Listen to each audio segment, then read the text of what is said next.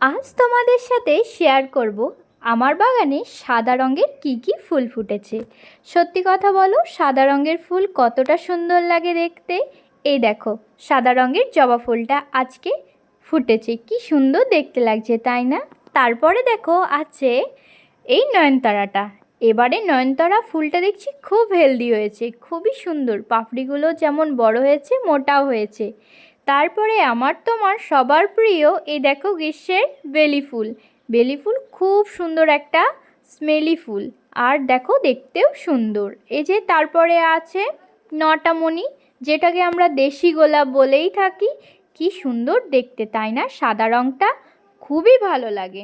তারপরে আছে সাদা রঙের পর্তুলিকা, এটাও খুব সুন্দর। এই গাছগুলো তো খুব সহজে হয়ে যায়, একটা ডাল থেকে কত চারা তৈরি করা যায়, সঙ্গে আবার বীজও হয় এই ফুলগুলোর।